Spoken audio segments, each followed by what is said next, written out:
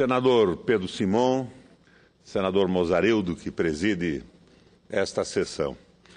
Eu estou impressionado, senador Aníbal Diniz, com as justificativas que a nossa imprensa supostamente de esquerda, alternativa, está dando para o ministério anunciado da presidente Dilma Rousseff. Anunciado, mas não por ela, que não abriu a boca a respeito de nada ainda. Não colocou oficialmente nenhuma indicação. Mas eu estou vendo as mais estranhas justificativas, senador Jorge Viana. Alguns articulistas importantes estão dizendo que a nossa presidente está agindo como Lenin, um passo atrás para dar dois à frente. E outros justificam certas supostas incorporações, como as incorporações do Trotsky, trazendo para o governo os oficiais do Exército Branco para garantir a organização da tropa e o avanço da Revolução. Eu estou estupefato, eu estou perplexo com as notícias que surgem, principalmente quando me dizem que, para garantir as supostas indicações da presidente, o MST vai às ruas. Vamos garantir a indicação da nossa brilhante senadora Cátia Abreu e do Levi nas ruas. Vamos enfrentar esta oposição. Eu não estou entendendo mais nada. Ontem, jantando com alguns jornalistas num desses restaurantes badalados de Brasília, eu tive a explicação do suposto voto do presidente Sarney no Aécio Neves. Esse voto que foi proclamado em prosa e verso na imprensa brasileira. Então, um jornalista me dizia, não, o presidente Sarney, que foi o presidente que legalizou o Partido Comunista no Brasil, teve um insight na última hora e ele votou no Aécio Neves na tentativa de evitar a nomeação do Levi e da Cátia Abreu. Eu fico perplexo diante da variedade, da pluralidade das interpretações. Mas eu venho à tribuna hoje para falar sobre outra coisa. Eu observei que há aqui, na nossa casa, no Senado, senadores que são radicalmente radicais, bela construção, que são radicalmente contra qualquer tipo de regulação da mídia. A justificativa desses radicais é sempre a mesma: a defesa da liberdade de imprensa. Mas, senhores senadores, respondam-me. A propriedade cruzada dos meios de comunicação, isto é, o fato do mesmo grupo empresarial controlar jornais, revistas, rádios, televisões, internet, não favorece a monopolização da informação e o consequente manejo da opinião? Não é isso, senador Diniz, que esse monopólio estabelece? Não terá sido isso, não terá sido por isso que países com instituições democráticas sólidas e uma longuíssima estabilidade democrática, como os Estados Unidos da América do Norte e a Inglaterra, proíbem a propriedade privada cruzada dos meios de comunicação? A inexistência de qualquer mecanismo que permita ao cidadão o direito de resposta, no caso de notícia mentirosa, injuriosa, ofensiva, não significa uma grave ofensa à liberdade de informação e às liberdades individuais? A unificação e centralização das programações, especialmente nas televisões e no rádio, impostas pelas emissoras que detêm o monopólio dessas mídias, cerceando as manifestações culturais regionais neste Brasil tão imenso e diverso, não são, igualmente, senador Mozarildo, formas de censura, de discriminação ou até mesmo no caso dessas manifestações culturais, formas de preconceito. A ideologização e partidarização das informações e a autocensura que tornam as notícias tendenciosas, cegas, enviesadas, não são um gravíssimo atentado à liberdade de informação e ao direito do cidadão conhecer a verdade dos fatos? Os dois pesos e as duas medidas usados pelos veículos de comunicação das 5 famílias que monopolizam o setor, alguém diria, são 7? Não vou discutir isso, 5 ou 7, seja lá. Na campanha eleitoral deste ano, quer na campanha presidencial, quer nas campanhas regionais, não são a prova mais barulhenta do propósito de manipular a opinião pública? Os gráficos produzidos por observatórios de mídia independentes durante as eleições presidenciais, avaliando os conteúdos veiculados pelas organizações Globo, Abril, Folha, Estadão, principalmente, não deixam a mais fugaz, a mais fugidia dúvida da parcialidade da cobertura desses veículos. Ninguém, nenhum jornalista, nenhum parlamentar, nenhum juiz, nenhum promotor, nenhum acadêmico, qualquer cidadão minimamente isento e honesto, confrontado com os gráficos, deixará de perceber e de atestar a sua evidente e clara parcialidade. Nada contra, nada contra. Afinal, o parti pris desses veículos é bem conhecido, o que os pressiona a assumir opiniões e posições indisfarçadas. O que não é honesto, o que soa cínico, zombeteiro, debochado e hipócrita, são as profissões de fé de praticantes de um jornalismo isento, equilibrado, e aquele truísmo todo, aquela repetição cínica de uma independência que não existe. Melhor fosse que assumissem limpidamente apoio às candidaturas conservadoras, pelas quais torcem e distorcem.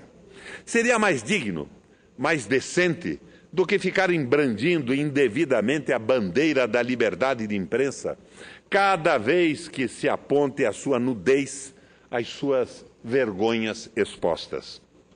O caso da capa da Veja, há 2 dias do segundo turno, é exemplar.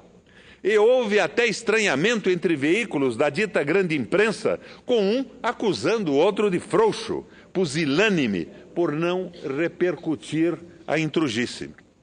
Mas todos, de uma forma ou de outra, ecoaram a mentira. Vejam só o que disse o procurador-geral Janot sobre o episódio. O que ele disse à Folha de São Paulo. Estava visível que queriam interferir no processo eleitoral. O advogado do Alberto Youssef operava para o PSDB do Paraná. Foi indicado pelo governador Beto Richa para coisa de saneamento. Sanepar, Conselho de Administração da Sanepar. Tinha vinculação com o partido. O advogado começou a vazar a coisa seletivamente. Eu alertei que isso deveria parar, porque a cláusula contratual diz que nem o Youssef, nem o advogado podem falar. Se isso seguisse, eu não teria compromisso de homologar a delação. A Folha, que gostaria que a Globo fosse a fundo na divulgação da mentira da Veja, nem ficou corada. E reproduziu semanas depois as declarações do procurador. Já outros veículos da sagrada e seleta família não se deram a ocupação ou a preocupação de repercutir a gravíssima advertência, acusação do procurador Janot. A prisão de empreiteiros acusados de vínculos com os desvios da Petrobras deu aso a outras manifestações de parcialidade, de partidarismo da nossa mídia. Mesmo que o ex-ministro tenha negado fortemente, a grande família midiática vinculou um dos diretores da Petrobras preso a José Dirceu e classificou o indigitado de engenheiro mediano para desqualificar ainda mais o suposto padrinho. O Dirceu teria indicado um engenheiro mediano para a diretoria da Petrobras. Ao noticiar o montante da contribuição das empreiteiras às campanhas eleitorais, porque a bufunfa, o capilé, envolvia outros partidos, além dos dois enlameados de sempre, o PT e o PMDB, a mídia não citou qualquer outro partido. Foi absolutamente isenta. É assim, selecionando os fatos e a verdade dos fatos, que organizações Globo, Abril, Folha e Estadão, com seus fortes parceiros regionais no Sul, em Minas, no Norte e no Nordeste, moldam, ao seu bel prazer, a opinião pública.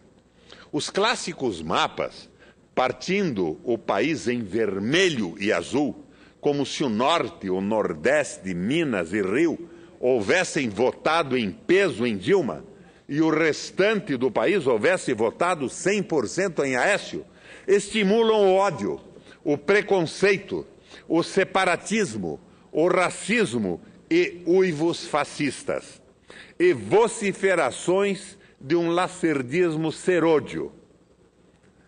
Serôdio, senador Simon, adjetivo tão fora de modo e uso que emprego aqui em homenagem aos eternos vigilantes, sempre à espreita de um golpe que os redima do fracasso das urnas.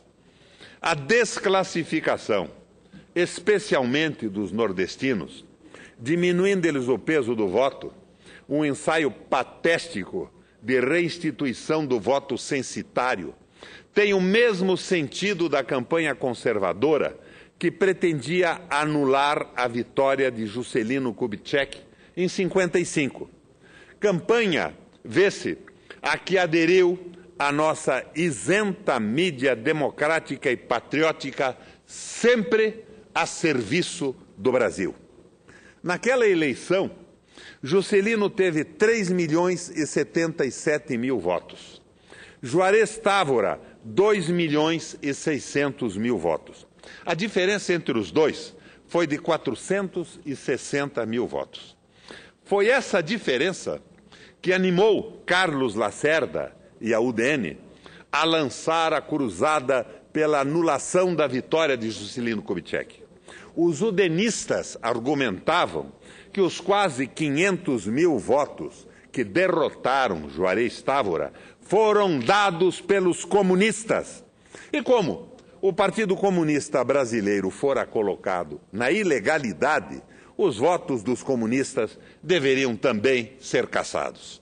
Mas, como eles chegaram a este cálculo se o voto era secreto? Foi simples. Com o distinguir os votos de comunistas e de outros votantes. Como é que esta mágica foi realizada? Elementar, diziam os udenistas.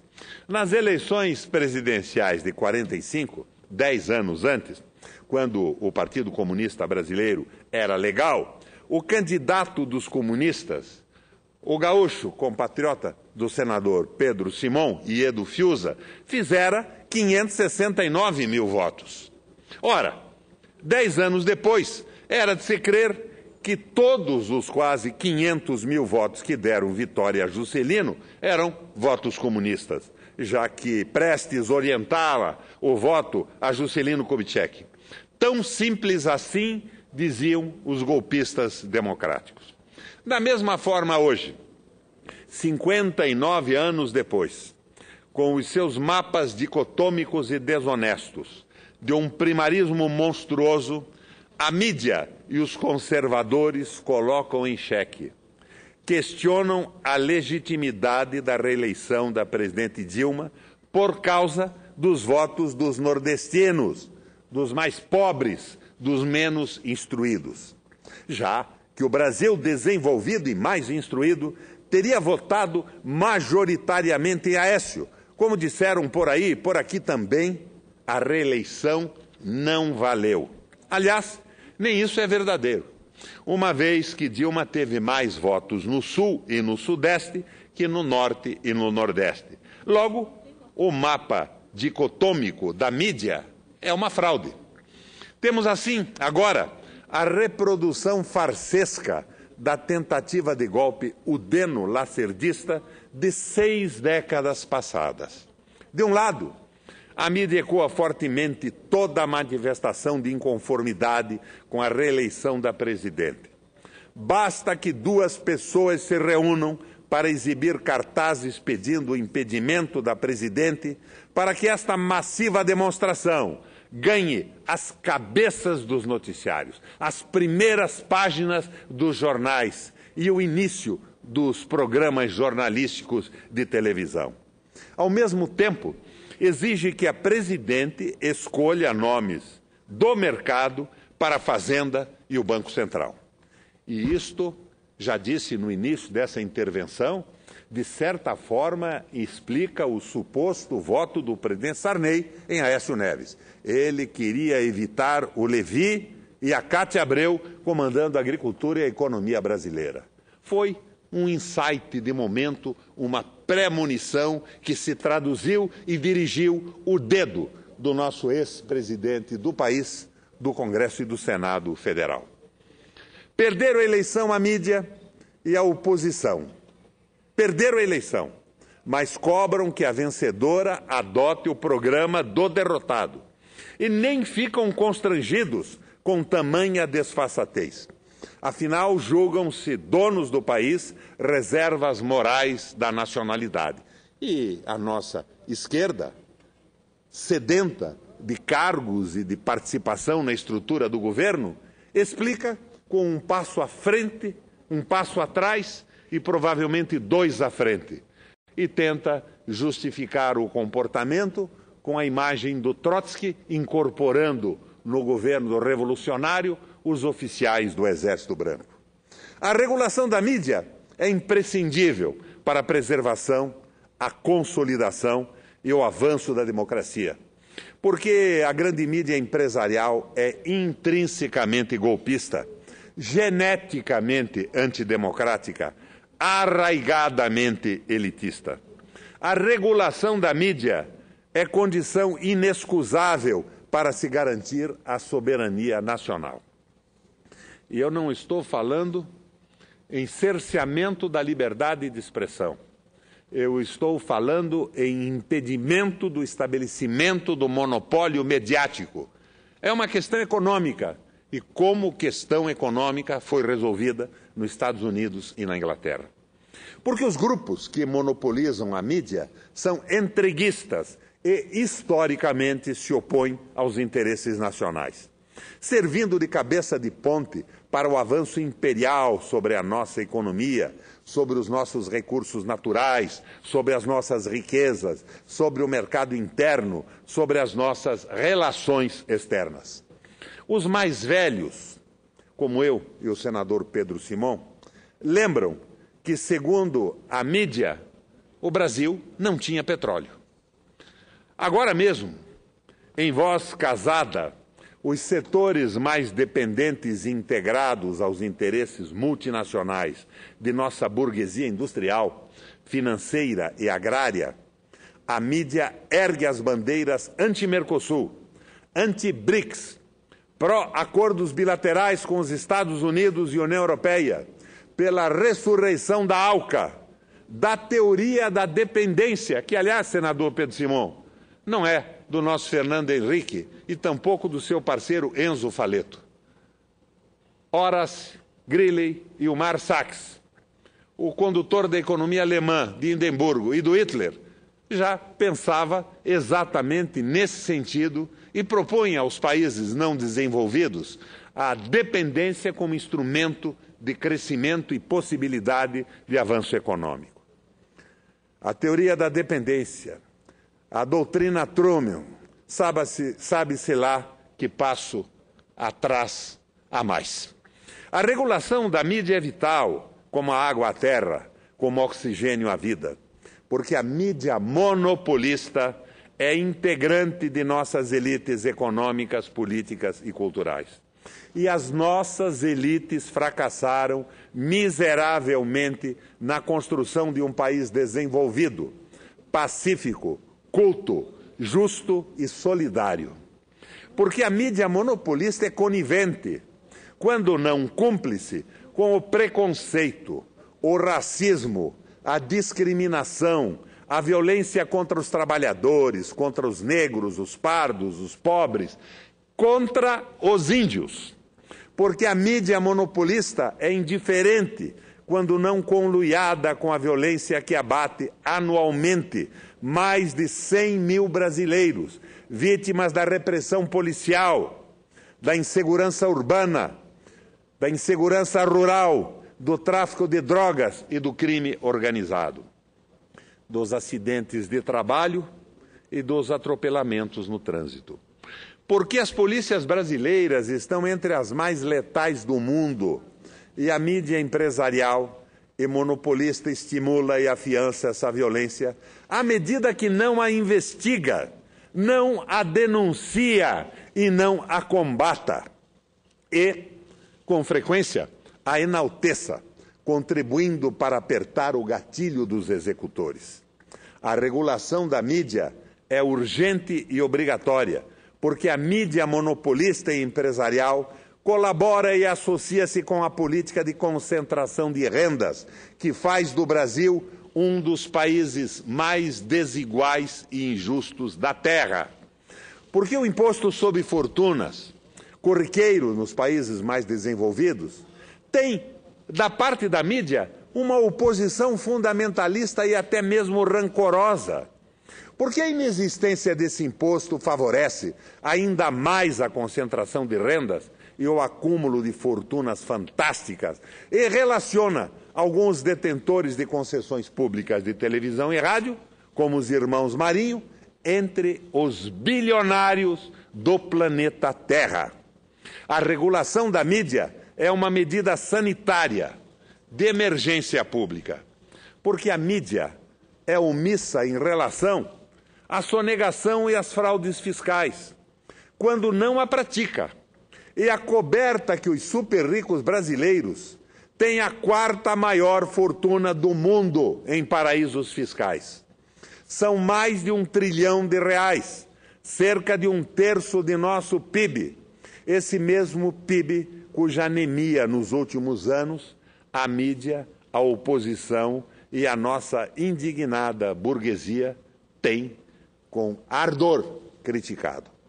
O país campeão em concentração de rendas, onde se alarga cada vez mais a distância entre ricos e pobres, é o país que está no G4 das maiores fortunas depositadas em paraísos fiscais.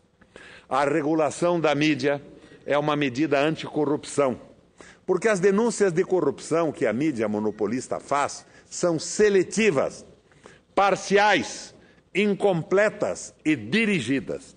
Ou não é corrupção a manobra da mídia e dos bancos que se utilizam para sonegar impostos, fraudar o fisco, não pagar imposto sobre a renda ou pagar menos imposto de renda que os assalariados. Tão ciosa em escarafunchar as fichas sujas de pequenos e médios delinquentes políticos, a mídia não se ocupa em escarafunchar a origem e a propriedade desse mais de R$1 trilhão refugiados em paraísos fiscais. Difícil investigar? Não. Difícil não é. Incômodo? Certamente. À moda norte-americana, alguns veículos brasileiros passaram a divulgar o tal impostômetro, uma medição presumida de quanto o Estado arrecada, mas em nenhum espaço foi dado para a medição, também suposta, da sonegação. E já que adotamos a moda Yankee, deveríamos também adotar a rigorosíssima legislação norte-americana contra a sonegação. A regulação da mídia é um ato de defesa do trabalho, do emprego e do salário, porque a mídia monopolista defende, com radicalismo cada vez maior, o ponto de vista do mercado, do capital financeiro, da elite econômica que prega a adoção de medidas contracionistas que levarão ao desemprego, ao arroxo salarial, ao corte de gastos sociais, à diminuição dos investimentos em saúde, educação, segurança e infraestrutura. Daí, eu passo até a acreditar que o voto denunciado do nosso ex-presidente José Sarney teve realmente esse sentido: evitar o domínio da economia brasileira por um discípulo de Milton Friedman, da Escola de Chicago, e agricultura da mão da nossa querida companheira senadora Cátia Abreu. A fúria com que a mídia monopolista reagiu à decisão do governo de reduzir gastos com juros da dívida pública, redimensionando essa excrescência liberal chamada de superávit primário, é reveladora de seu compromisso com o capital financeiro, com os rentistas e não com os brasileiros. Senhores e senhoras senadores, a mídia monopolista é a quinta coluna dos interesses antinacionais, antidemocráticos e antinacionais e antipopulares. Regular a mídia é salvar o país do atraso, da pobreza, da violência, da desindustrialização, da dependência da exportação de produtos primários, do sangramento da remessa de lucros para o exterior, do esgotamento de seus recursos naturais, da destruição do Estado, que zele pelo bem-estar social. Porque a mídia monopolista não está, decididamente não está, a serviço do Brasil. Agora, uma consideração final sobre as delações premiadas, senador Pedro Simon, que assume a presidência do Senado nesse momento. Há 13 anos atrás, o operador do mercado negro de moedas, o hoje famoso Alberto Youssef, foi ouvido pelo ínclito, correto e inflexível juiz Sérgio Moro, no Paraná. E dessa oitiva, como dizem os advogados, se gerou uma delação premiada. Se não me engano, isto foi em 2003, há 13 anos atrás. Ele entregou meio mundo. E nessa denúncia, senador Humberto Costa, não havia o nome de nenhum petista. Eram todos do PSDB, naquela época. O PT era oposição no Brasil, ainda não tinha diretorias da Petrobras. São 13 anos. Eu, que tinha como adversários políticos no Paraná esse grupo denunciado pelo UCEF, embora não tendo acesso à delação premiada, mas tendo informações, passei a cobrar publicamente, na mídia, a condenação dos criminosos, dos ladrões do dinheiro público. O que eu consegui com isso, senador Pedro Simon, há 13 anos atrás, e então, a cada ano, uma nova condenação, foram condenações por calúnia, injúria e difamação. Eu praticamente tive que utilizar o meu salário de governador e de prefeito anterior na integralidade para pagar indenizações, condenações da Justiça do Paraná. Porque, segundo os juízes, eu não podia chamar de ladrões quem ainda não havia sido condenado em sentença irrecorrível e final. O que eu recebi de salário, paguei em indenizações por ter defendido o erário. O erário é a forma clássica com que chamamos o tesouro público, a fazenda dos estados, do município, a fazenda pública, a fazenda da União. Fui condenado e paguei inúmeras indenizações. Nenhum desses cidadãos foi condenado. Esse processo de denúncia premiada, esse texto caiu na minha mão agora. Porque quando o juiz Moro novamente pega o Youssef operando na lavagem de dinheiro e no mercado negro de dólares, ele condena o Youssef pelos crimes anteriores e desconsidera a delação premiada por quebra do compromisso assumido com a Justiça. Então caiu na minha mão essa delação premiada. Nenhum foi condenado a nada. E o núcleo, o eixo principal, que era o dinheiro desviado da Companhia Paranaense de Energia Elétrica, que tem hoje como presidente o então diretor de marketing da empresa, este processo não andou porque por 13 anos se discutia o foro adequado. Que foro deveria processar os criminosos que desviaram o dinheiro? E eu, durante esse período todo, pagando uma indenização sobre a outra. Uma indenização sobre a outra. Porque, segundo os juízes, eu não podia chamar de ladrão e, na condição de governador do Estado, denunciei sim o roubo, porque acreditava que era minha obrigação como governador denunciar roubo de dinheiro público.